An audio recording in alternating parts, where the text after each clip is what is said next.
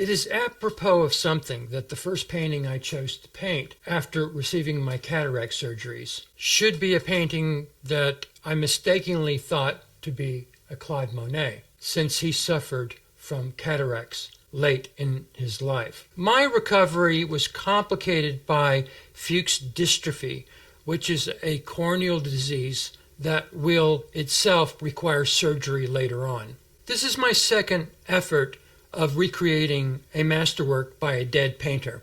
As it turns out, the painting that I chose to paint was a follower of Claude Monet. The image that I downloaded in 2013 was one of thousands of images that I downloaded from Facebook. And so you can't trust anything you find on the internet. However, this painting by Lilla Cabot-Perry, an American painter who mentored under Monet, is a dead ringer for the master. She was not part of the original Impressionists like Mary Cassatt, but appeared much later. This painting, in fact, dates from 1897. Her primary interest as an artist was not landscape or Impressionism per se, but portraiture. I have often told my students that I would make a master forger should I ever turn my talents to a fruitful occupation.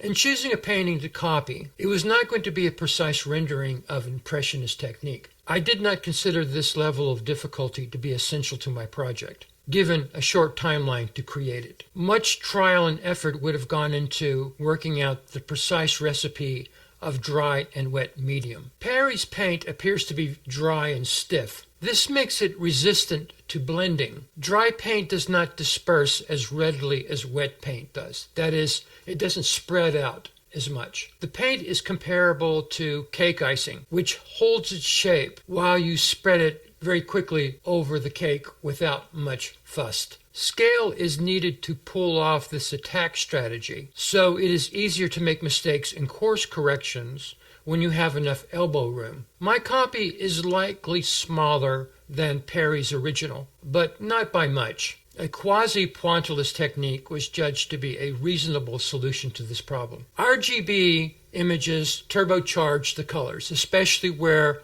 they are deliberately saturated. By comparison, the colors and pigments available to Claude Monet are somewhat drabber. He used chrome yellow and cobalt-based blues, such as cerulean. Cobalt blues are beautiful colors, but they're not very robust. They tend to gray when you mix them with other colors. A more vivid purple blue can be created by mixing dioxazine purple with phthalo blue green shade. Phthalo blue is the most robust, versatile blue that you can use, but it did not exist in Monet's time.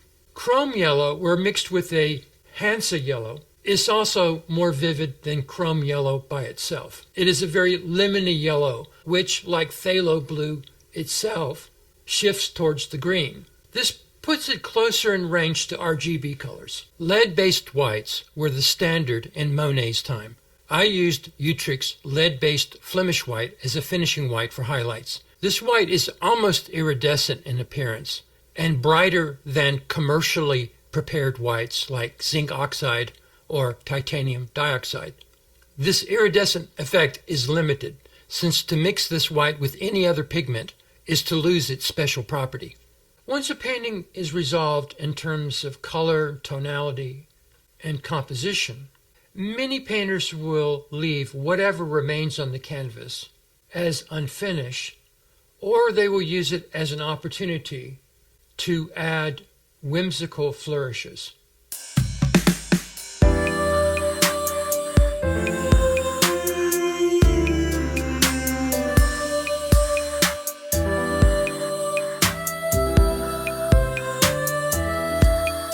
To approach this painting forensically was a pleasure, and very different from the method I use in creating my own paintings.